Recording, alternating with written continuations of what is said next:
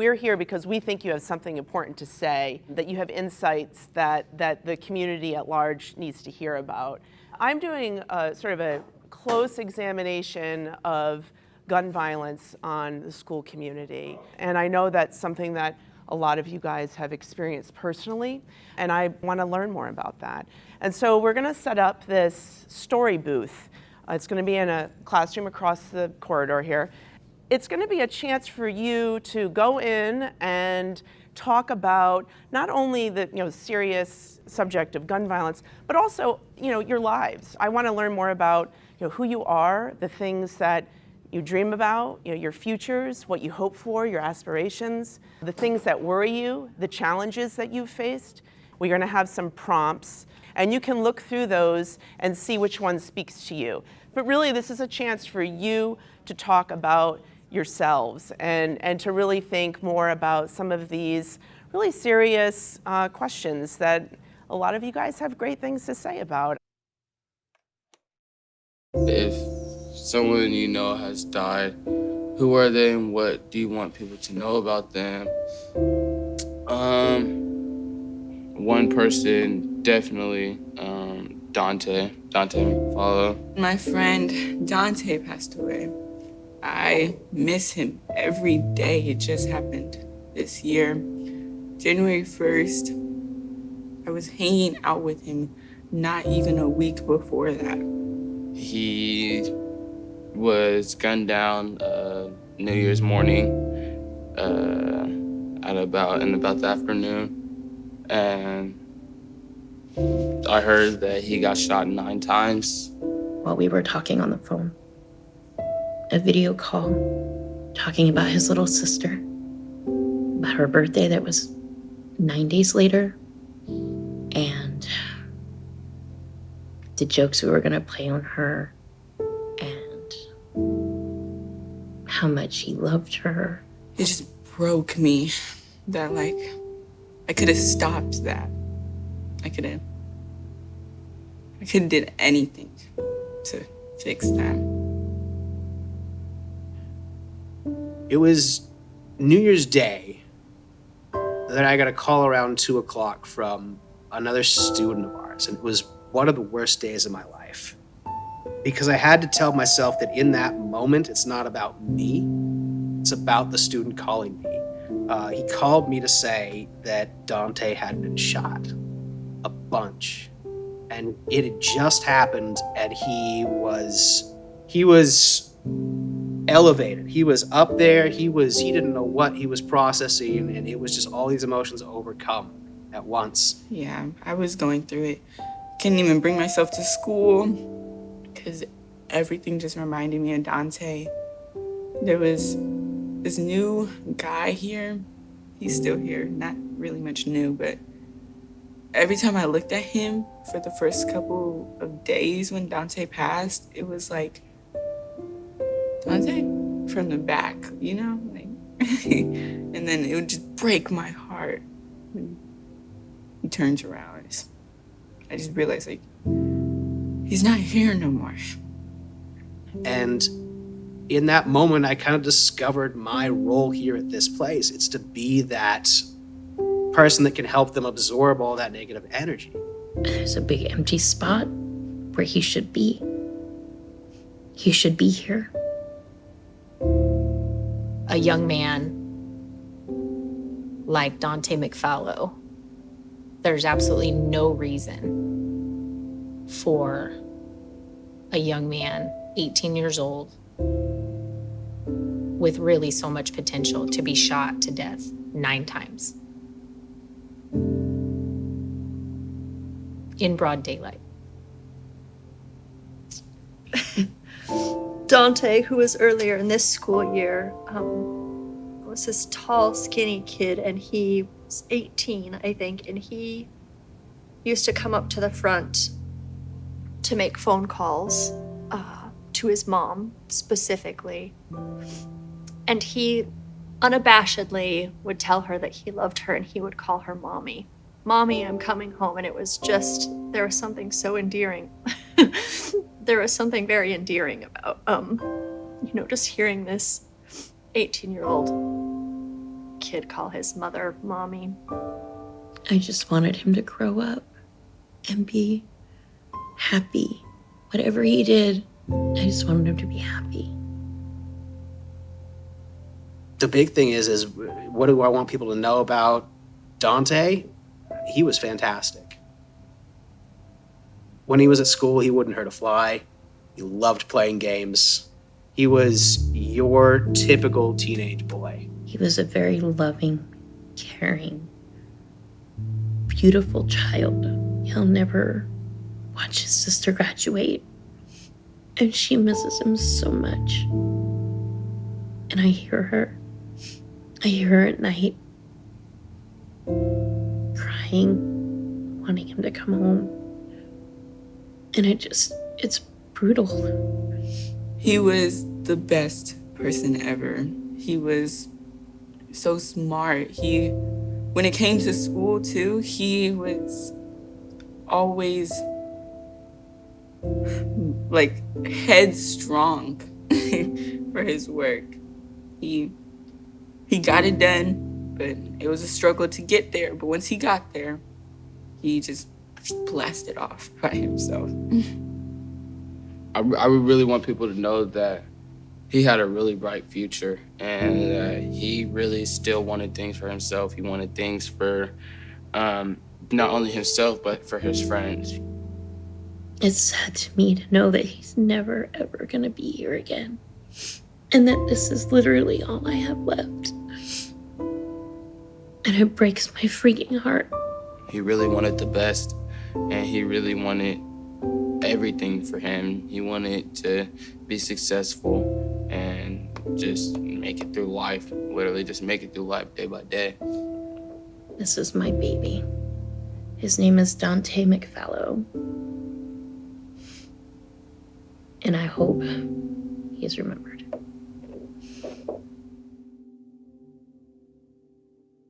In my time, there have been more than 25 homicides of our students. I've been here for 6 years at Rosemary Anderson, and I honestly think I'm starting to lose count of how many students that we've lost to violence on the streets. You know, when your phone texts in the middle of the night, or, you know, the group text goes out first thing in the morning, or a parent is calling you to deliver the bad news. It chips away at a piece of your heart each and every time. The first student that I remember losing to gun violence was Billy Moore. The night he was killed, he was visiting his mother at the hospital, who that night was dying of cancer, and they were saying their goodbyes. He left a sister who that night lost her mom and her brother.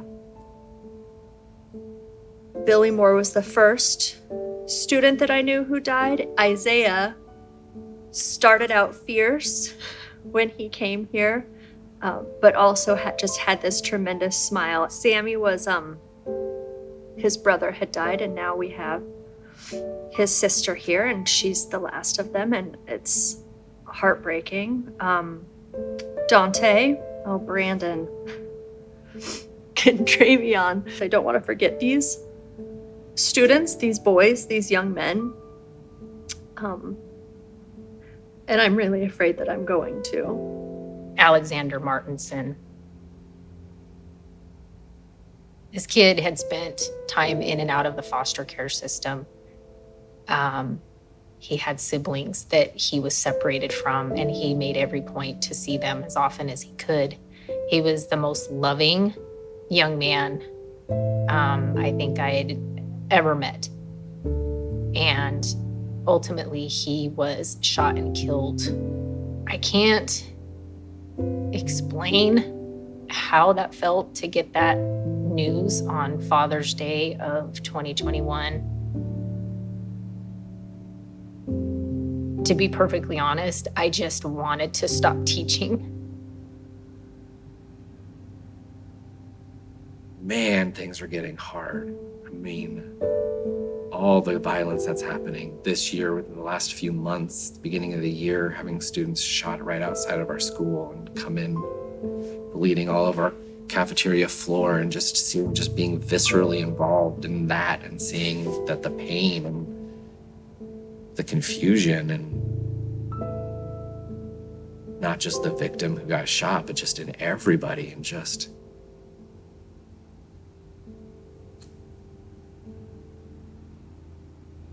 in some ways, I feel like we have failed. I can't help but think that we could have done something. If we had just done something at a critical time, we could have changed the outcome. And I believe that we do change outcomes. I believe that if not for POIC and the Rosemary Anderson High School, we would probably have more homicides. But that doesn't take the pain away from losing a student. It can be easy to get stuck in the trauma.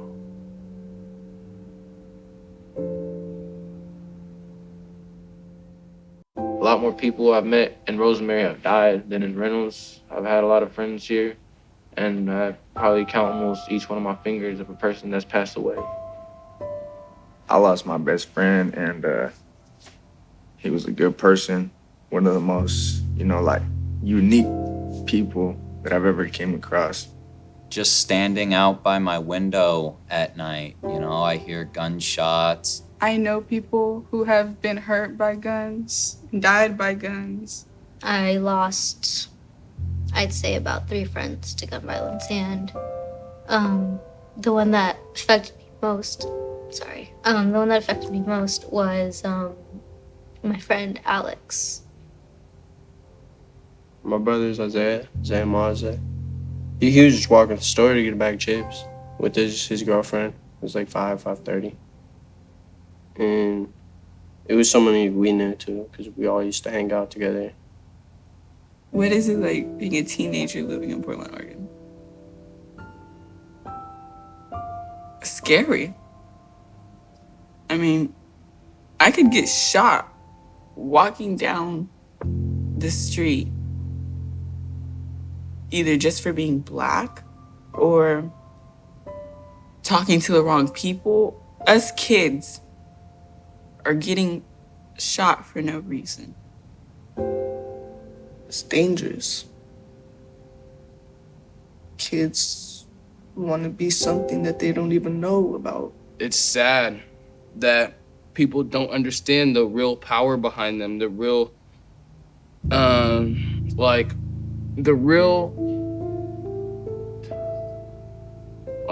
real way it can affect people. And it just hurts me to think about how people like my age or people in just general aren't really caring about other people's lives. To be honest, I used to be in a gang, and every time something happened around us, I got shot at before and everything. I went from seeing my best friend, that was like my brother. I went from seeing him every day, being with him every day, that now I just can't even call him, nothing. All I got now is I got memories left, and I wish he was still here. For it to have been someone he knew hit me even harder because I knew that person. I think for the rest of my life, I will carry the guilt that I didn't say anything about the feeling I had about that person. And I hope that someday when me and Alex meet again, that he knows that I tried. Miss your smile, bro. Miss your laugh. I miss waking up with you, bro, playing games, bullshitting, going out to water the plants, the garden, the girls, as we say. Yes, sir. One thing I want people to know about my big brother is he's very loving, kind, caring. He'll be there for you if you need him.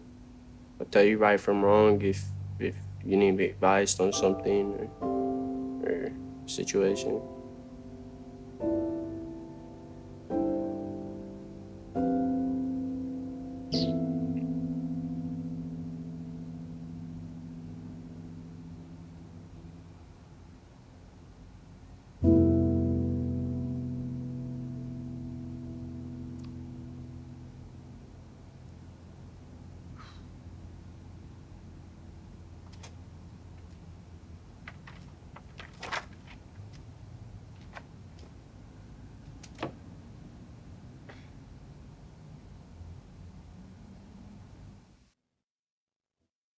Had lows like where I've been depressed. Depression, anxiety, PTSD. Basically depression, anxiety, PTSD, like all the mental health things.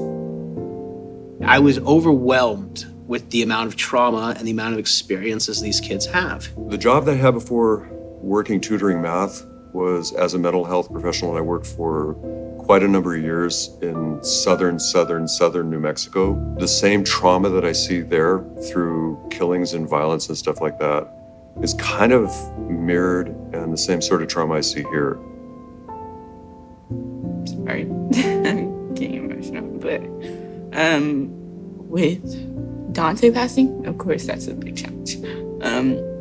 With me being, I wouldn't say it, but I mean, it is what it is. So, homeless. I lost family, brothers, sisters. I lost my mom not long ago. And that was probably the toughest on me. Personally, me, I don't really have fear, but like, my biggest fear was losing my brother. So like, put yourself in my shoes and you see where I'm coming from, like, my biggest fear happened, so it's kind of like I don't really fear nothing. Whether it's being safe or being able to have enough money to afford living here, or not having people who understand you or accept you or are there for you. Living here in Portland is a challenge. One of my biggest challenges that I faced with is my depression. Mental health, I think, is one of the biggest challenges facing teenagers is mental health. Pretty much, yeah, mental health issues, all that other stuff. My mental health, it was really tough back then, you know, stuff like that. Yeah, it was really tough. Our small community can only do so much. It sometimes feels like we're just triaging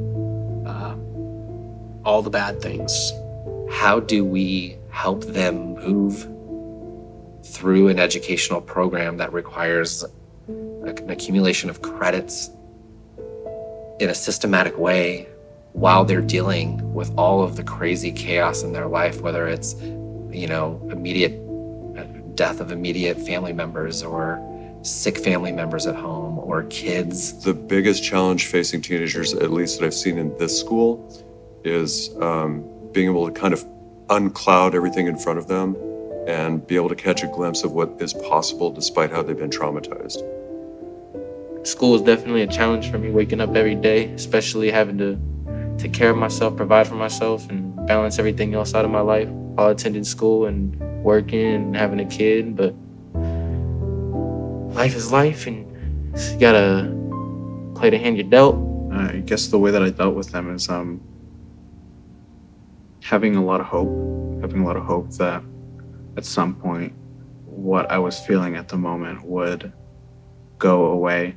I'm not gonna sugarcoat it and tell you that it gets easier because I don't know if it will. I don't know if it'll get easier for anybody. People tell me it'll get better, but you don't know that. You don't know if it'll get better. Nobody does. Nobody can tell the future.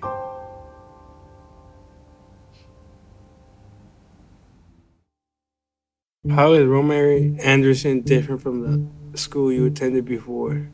Here, at least the teachers, if you mess up, they ask you what you need. They talk to you, and any skills that you need improvement in, they tell you for real, and they actually do help you. You know, I had to switch through different schools. I transferred to Rosemary. I was able to get my shit together. I feel like here at the school, you definitely feel like you have a second chance.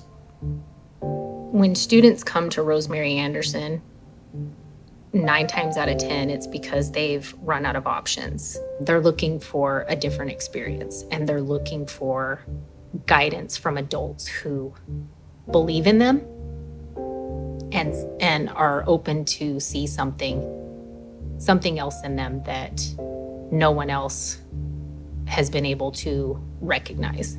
I think that it's imperative that